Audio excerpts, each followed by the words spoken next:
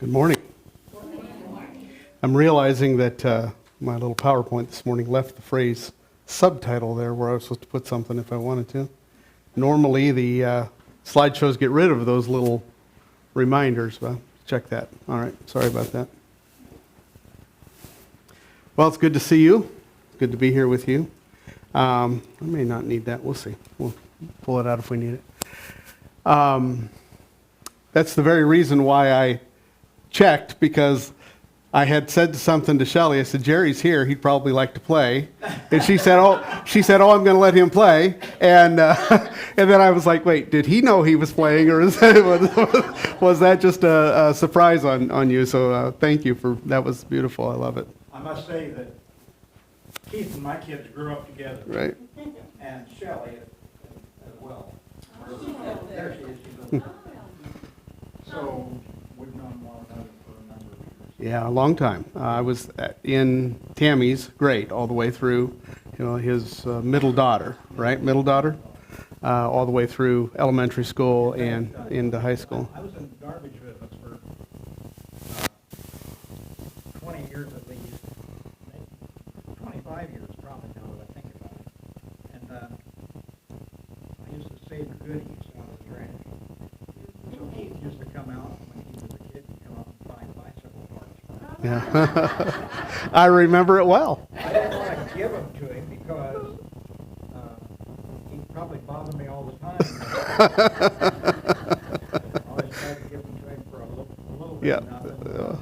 I appreciate it. And anyway, so when I see Keith, I think of bicycle. Oh yeah, absolutely. Yeah, good times. I enjoyed that. Enjoyed it a lot. Today our message is titled, You Are Not to Fear What They Fear. So these words caught my attention. I did this a couple of weeks ago. I talked about something I'd been reading through in Scripture, and it caught my attention, and I thought, because I'm reading the Bible differently, have been now for a number of years, instead of just reading it as information, I've been reading it as a letter to me, Keith. And so I come across these phrases like this, and you are not to fear, you are not to say, you are not to, and I think, oh, okay, because I read them now, when I read them as Keith, you are not to, right? That's how I read them. And so I think of them differently, and they catch my attention when there's these kind of direct phrasing. And so our text today was Isaiah 8, verses 12 and 13. You are not to say it is a conspiracy regarding everything this people call a conspiracy. You are not to fear what they fear or be in dread of it.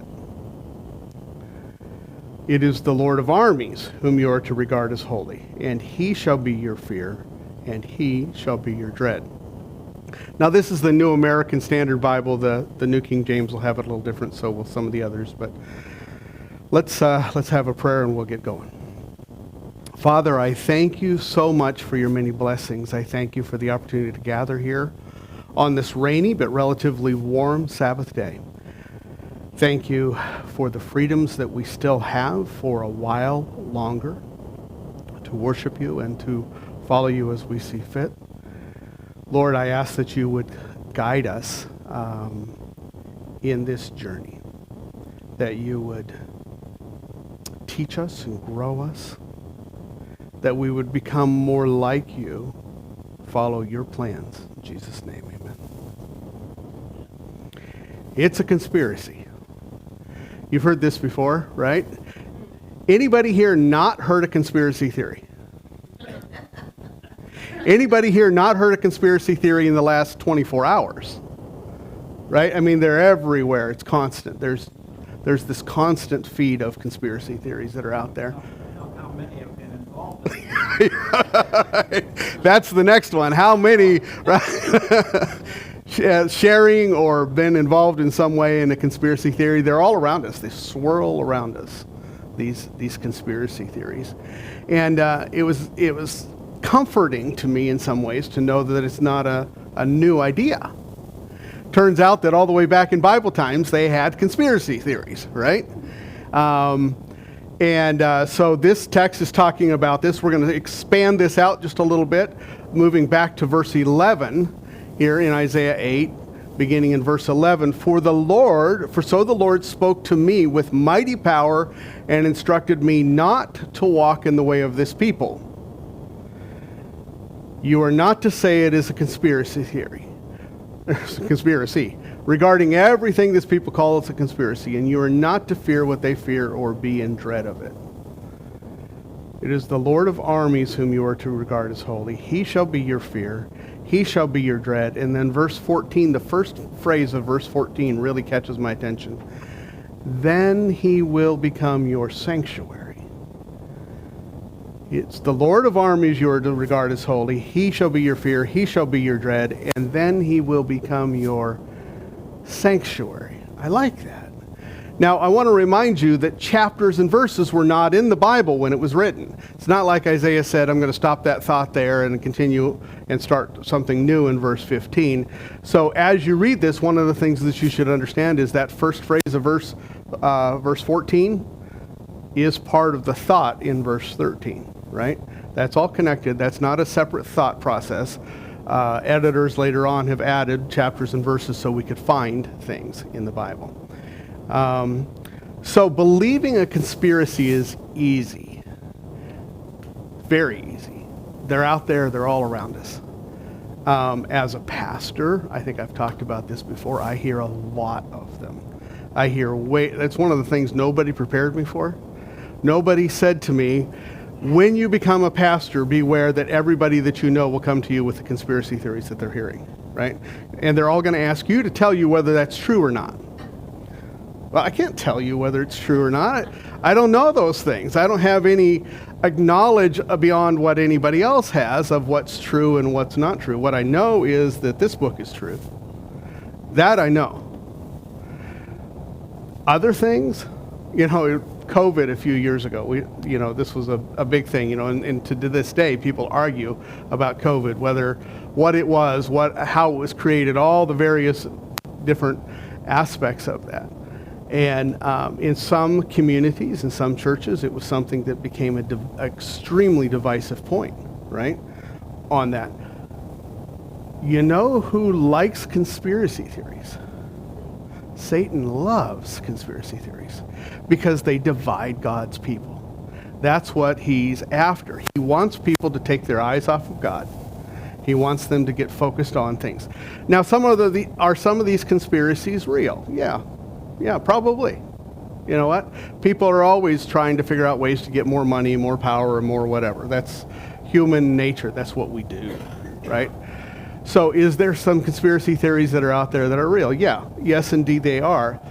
But believing them is easy. I want to take you to another verse. This is in Deuteronomy chapter 13. And again, you're welcome to look these up. I encourage you to look these up in your Bible or at least write them down. Deuteronomy chapter 13 and verse 4. This is God speaking through Moses to the children of Israel. Deuteronomy chapter 13 and verse 4. You shall follow the Lord your God and fear him. You shall keep his commandments. Listen to his voice. Serve him. Cling to him. Whose voice are you supposed to listen to? Does God talk about conspiracies? He doesn't really talk much about conspiracies.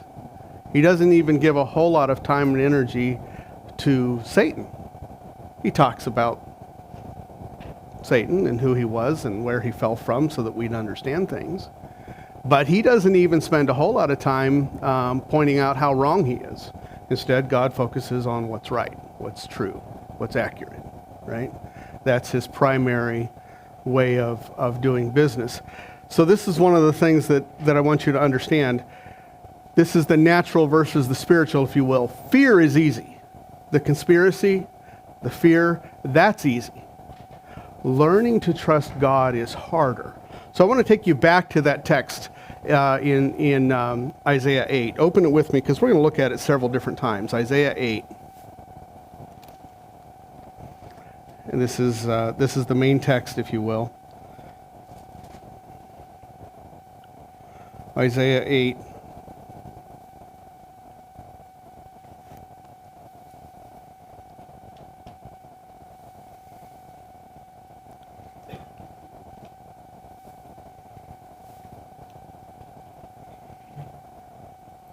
You are not to say, verse 12, Isaiah 8, verse 12, you are not to say it is a conspiracy regarding all this people call a conspiracy. And it's this next phrase I want to focus on for just a minute. You are not to fear what they fear or be in dread of it. You are not to fear what they fear. You're not to fear what the people are fearing. Why? What's that? Because God will take care of us. God will take care of his people. If we would but trust him, he will take care of us. We don't need to worry about what's happening out in the world. I cannot tell you the number of times in a given week that someone comes up and tells me about the latest terrible thing that's happened. I have more conversations about the latest terrible thing that's happened than anything else. And my most often answer is, I'm sorry to hear that. I don't know much about that, right? I'm talking about things in the news. I'm not talking about in personal lives. I'm talking about in the news. Did you see this in the news? Did you hear this in the news? Did you know this is happening? Did you know the Pope is doing this? Did you know the Catholic Church is doing this? Did you know the Democrats are doing this? Did you know the Republicans are doing this? Did you know? Right? Sometimes I actually hear the same conspiracies about a Republican person and the exact same story told about a Democrat person, right? In other words, the lies, we've talked about this before, the lies are custom tailored to what you readily believe. Whatever you fall for, there's a custom tailored lie for you. That's the work of the enemy. That's not the work of any one person. That's the work of the enemy. That's what he does. That's why he tries to do this, because he wants to keep us off balance. I was talking with my wife recently about something, and about conflict in the church, right? And I was talking with her about that, and I said, one of the things that I'm learning with the Lord is that I have to, when these conflicts come, they have a tendency to kind of knock me down for a little bit, right? And I have a tendency to lose momentum I've had with people doing Bible studies, doing visitations, trying to do the work of the Lord. I lose that momentum because suddenly all my time and energy is spent trying to deal with whatever the drama is that's happening right now. And it's emotionally wearing on me. Even though I may not necessarily be directly in the middle of it, it's emotionally wearing on me. And I told her, I said, I recognize that I gained some momentum, and then the devil comes at me with this. And I slow way down, and then begin to get moving forward again, gain some momentum, and the devil comes at me with this. He does this in a number of different ways, and this is what he does with these things, these conspiracy theories, these dramas that are playing out, whatever's happening in whatever region of the world. That's what he's after, right? He wants you to see those things. He wants you to get all wound up, get that knot in the pit of your stomach. You know, oh, something's terrible is going to happen. This world's falling apart. My goodness, what's going to happen with my children? What's going to happen with my grandchildren? I have family and loved ones who are, that's what he wants. That's the goal of the enemy. But God actually is pointing us to something different entirely. We're not supposed to focus on those things that are happening out there. We're not supposed to spend our time and energy checking out what the most recent news is, what the most recent drama is, what the most recent, some of the conspiracies are so wild and so far out there, you're like, yeah, I don't think so, right? Some of them may be true. This is a big world filled with millions of people, and bad things happen all the time. For a long time in society, we were protected because news traveled slow. We were protected. We didn't hear about, someone who died 17 counties away, right? Nowadays, that's in our front page news. That's right there in our feed. Oh, someone got killed, and oh my goodness, I better lock my doors. Somebody's liable to break into my house. Well, that's something that happened 17 counties away, but yet it's fed right to you. Why? Because we get wound up by those things, and we tend to consume them and eat them, and let them roll our life. And then they rock us back and away from the momentum that we're gaining with the Lord and growing with him. We begin to spend more and more time. I've had people say to me, well, you're the pastor, you need to dig in and see whether this is truth or not. And my answer is, no, I'm supposed to dig into the truth, right? That's my job. And actually, that's your job too, to dig into the truth. I don't need to know whether those conspiracies are true or not. It does not matter. In the big scheme of things, it doesn't matter. Verse 13 goes on there to say, he shall be your fear and he shall be your dread. Now, we haven't really done a whole big in-depth study on fear, but surely you can tell that the fear is used a couple of different ways, several different ways in the Bible, right? One is fear like, I'm fearful someone's going to try to kill me, right? That's one type of fear. There's another type of fear that's fear of God. That's not like I'm terrified that God's going to try to kill me. That is that I would choose to listen to God and obey him and honor him. I would fear him. It's a different type of fear than someone's knocking on the front door of my house with a gun, right? Those are two different types of fears. Here's another text that I want to look at with you. This is in Isaiah 46, beginning to read in verse 9. Isaiah 46 and verse 9. Isaiah 46 and verse 9. And again, my texts today are out of the New American Standard. Remember the former things of long past. We use this more often when talking about prophecy, but this is an important text. Remember the former things of long past, for I am God, and there is no other. I am God, and there is none like me, no one like me. And he goes on to say why, how we can tell that he is. Verse 10, declaring the end from the beginning, and from ancient times things which have not yet been done. Now, what is he saying here? Is he saying that I can tell this is the beginning and I can tell this is the end? No, he's saying way back at the beginning, I'm going to tell you what it looks like at the end, right? I'm giving you advanced knowledge of what's going to happen all the way down here at the very end of time. Then he goes on to say, my plan will be established, and I will accomplish all my good pleasure. So, when this is all said and done, whose plan will be established? God's plan will be established.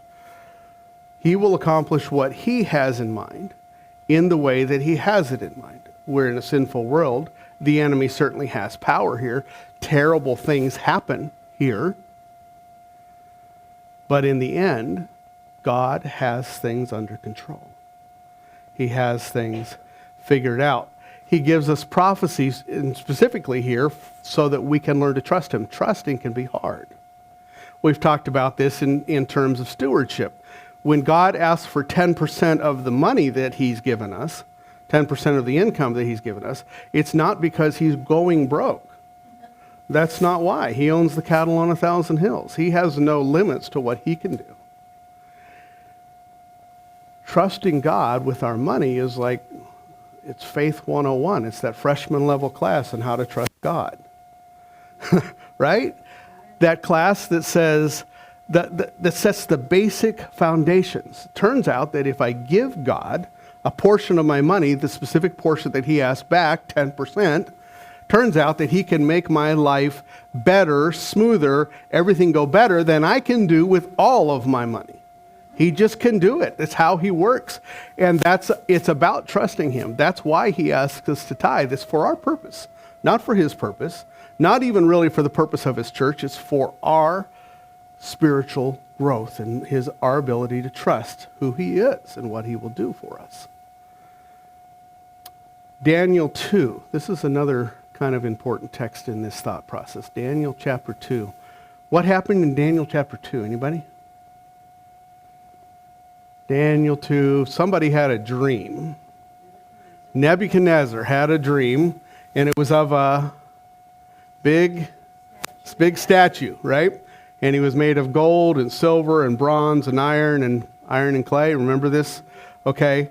And in Daniel chapter 2, he had asked all the wise men to come answer what this was. None of the wise men could answer. They said, you tell us what the dream is, because he couldn't remember perhaps the dream. And he just remembered that it was startling. And so he said, then you tell me what I dreamed, and then when you tell me what it means, I'll know that you really know things, right? And they said, nobody can tell you what you dreamed except for the gods who are not here among us, right? Turns out that while they were worshiping false gods, their statement is true. The one who could know is God of heaven, because he gave Nebuchadnezzar the dream. And the God of heaven knows what you and I dream on any given night. So knowing what Nebuchadnezzar dreamed, especially when God gave him that specific dream, is not hard. And so Daniel came before him. Daniel asked for a little time. He went home, prayed with his 3 friends, Shadrach, Meshach, and Abednego. It's interesting, by the way, we use Daniel's Hebrew name and we use Shadrach, Meshach, and Abednego's Babylonian names, but that's just the way that it seems to work out in society. So Daniel and his friends had a night of prayer and then some sleep, and during the night, God showed Daniel the dream and then showed Daniel what that dream meant, right? And this is part of, this is the beginning of that God showed him the dream and then Daniel's prayer. So this is Daniel chapter 2, verses 19 through 22. Then the secret was revealed to Daniel in a night vision. Then Daniel blessed the God of heaven. And Daniel said, may the name of God be blessed forever and ever, for wisdom and power belong to him. It is he who changes the times and periods. He removes kings and appoints kings. He gives wisdom to wise men and knowledge to people of understanding. It is he who reveals the profound and hidden things. He knows what is in the darkness, and the light dwells in him. I want to back up to this slide right here. He removes kings and appoints kings. So let me ask you a question. Who determined who was going to be president of the United States right now? God. God made that decision.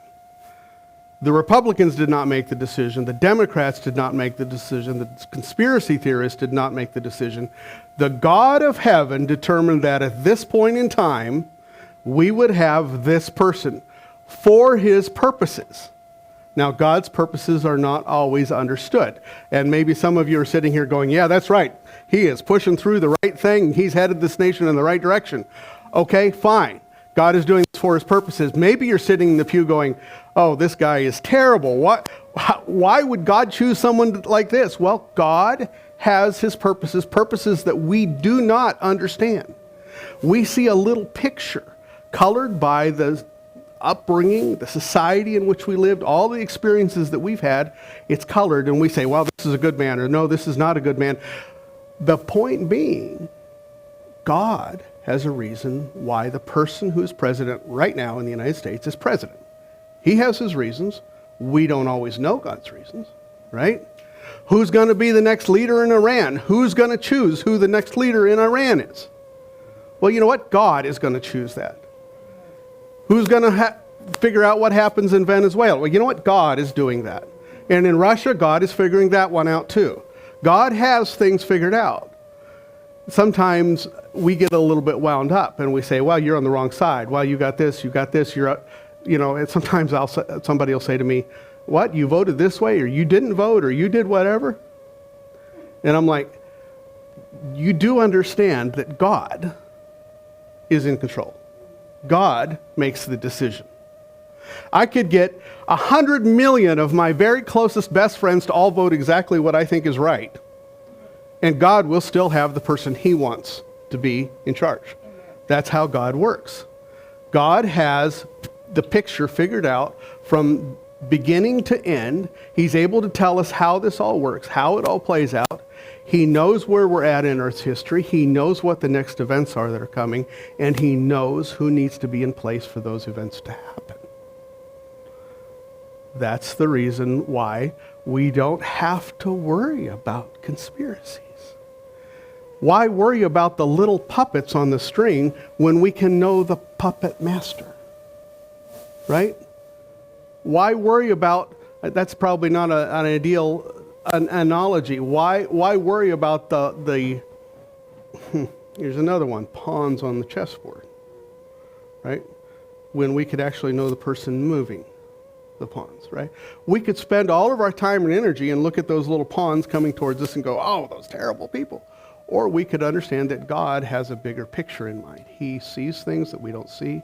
He understands things, and he allows things to happen for reasons that we cannot understand, that we cannot see from where we're at. So, let's move on here. Are there conspiracies? Certainly there are conspiracies, but we are not to focus on those things. Our focus is not to be on the conspiracies. Our focus is to be on the God of heaven. So let's look at another text here, and this is in Psalm 27. This is my favorite psalm of all psalms, Psalm 27. The Lord is my light and my salvation. Whom should I fear? The Lord is the defense of my life. Whom should I dread?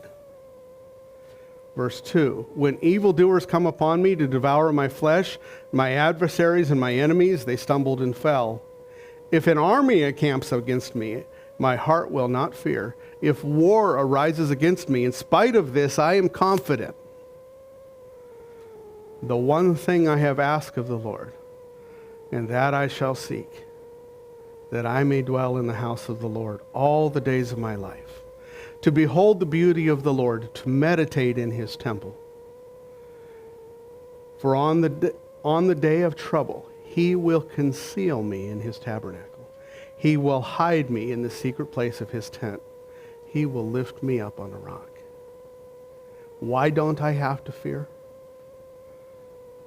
Because God's in control. If I have him as my strength, it really doesn't matter what happens on this earth. If my focus is upon the God of heaven, those other things are much less important. So, trouble happens. Conspiracies exist. That's just the reality. We are to look to God. We don't need to worry about what other people are doing, what they're focused on. I want to end with this passage. It's actually a whole chapter in Daniel chapter 3. You know the story. So Daniel chapter 2, Nebuchadnezzar had this dream, right?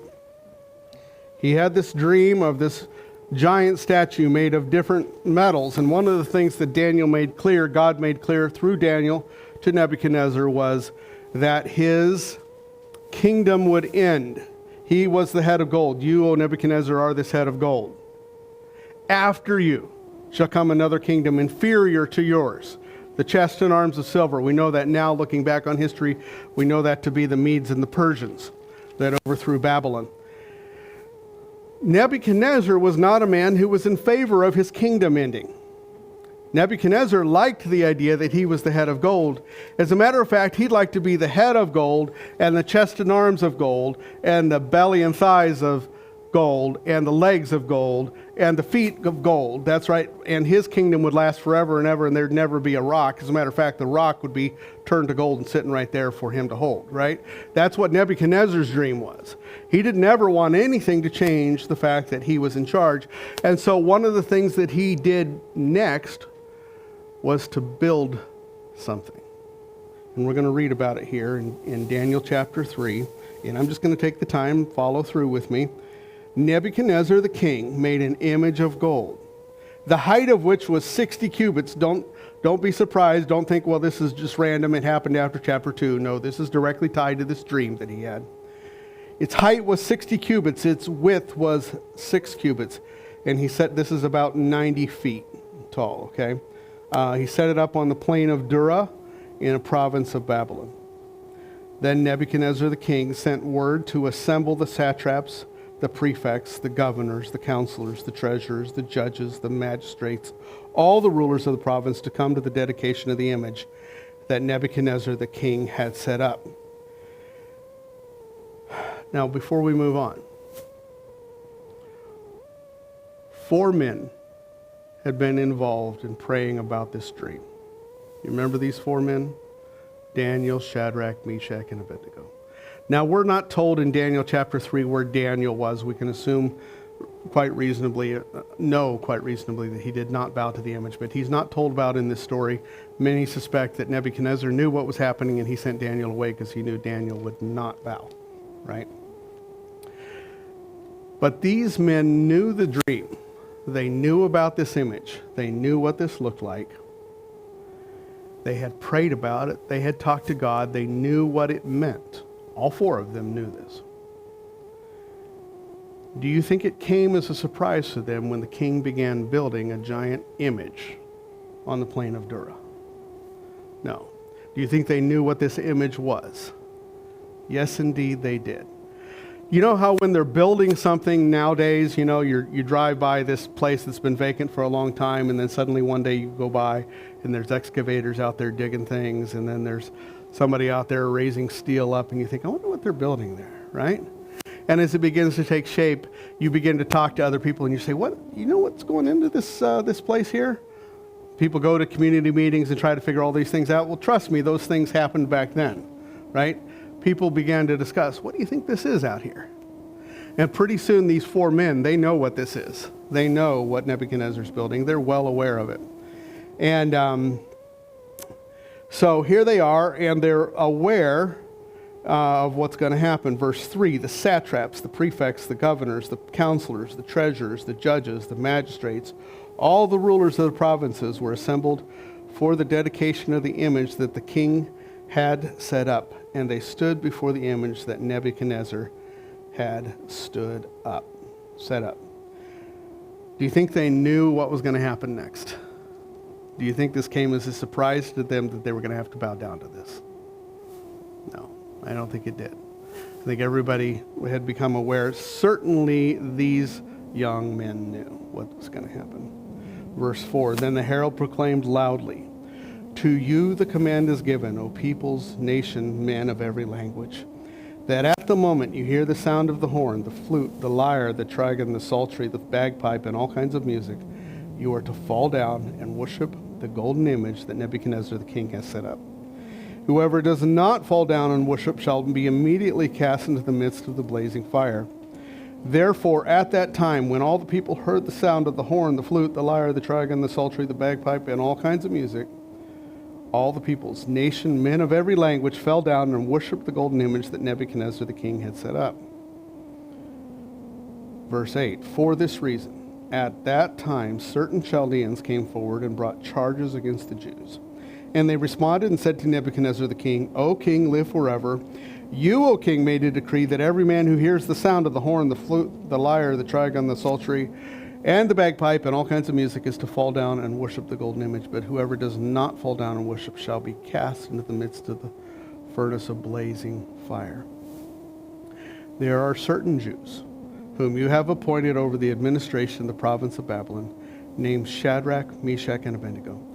These men, O Lord, have disregarded you. They do not serve your gods or worship the golden image you have set up. And then Nebuchadnezzar, in rage and anger, gave orders to bring Shadrach, Meshach, and Abednego, and these men were brought before the king. Nebuchadnezzar responded to them and said, is it true, Shadrach, Meshach, and Abednego, that you do not serve my gods or worship the golden image I have set up? Now, if you are ready, at the moment you hear the sound of the horn, the flute, the lyre, the trigon, the psaltery, the bagpipe, and all kinds of music, to fall down and worship the image I have made, very well. But if you do not worship, you will be immediately cast into the midst of the furnace of blazing fire. Do you think these men knew this choice was coming? When do you think they made the decision on when they were going to do what they were going to do? Way beforehand. Because standing there on the plain with everybody else bowed down, with that blazing furnace right there, that's an awful hard choice to make. It's a much easier choice to make way beforehand. Let's keep going. And then he offers a direct challenge to the Lord.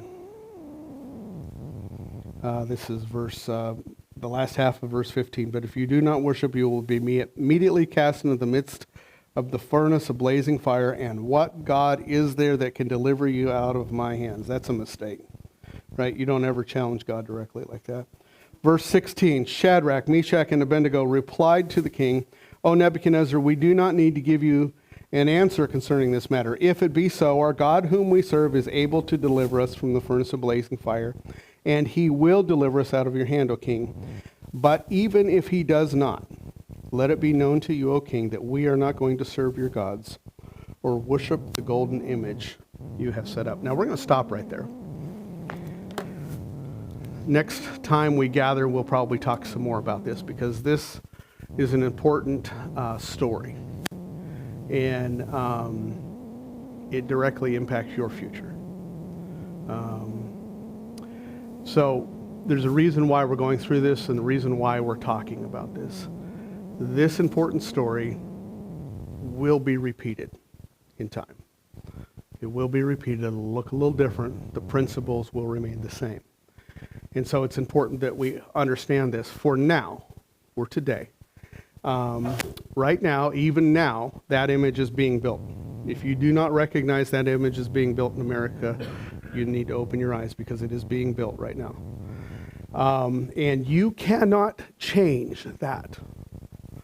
There's nothing you can do, no matter who you talk to, no matter what you do, no matter what letters you write, no matter what you try to make happen. You cannot change the fact that that image is right now being built on the plain of Dura. The day is coming when you will have some choices to make. You can readjust your focus. You could run around. You know, I'm sure that Shadrach, Meshach, and Abednego could have spent months and months as this thing was being set up, running around talking about how terrible this was. Do you know what the king is going to try to do? Do you understand how this is going to, right? They could have run around and done that. But instead, these young men chose to think this through, make some preparations, and have a faith that is seen in very few. I want to remind you of these words here. Our God whom we serve is able to deliver us from the furnace of blazing fire, and he will deliver us out of your hand, O king. Do you have that kind of faith yet? Even if he does not, we will not worship. Do you have that kind of faith yet? You understand why I'm going here with this? These men chose to use this as a way to build faith, strengthen themselves, so when the day of decision came, they were ready. They were ready to make this decision. So back to this to end our time together today. This is Isaiah 8, verses 11 through 14. For so the Lord spoke to me with mighty power and instructed me not to walk in the way of this people, saying, you are not to say it is a conspiracy regarding everything that this people call a conspiracy. You are not to fear what they fear or be in dread of it. It is the Lord of armies whom you are to regard as holy. He shall be your fear.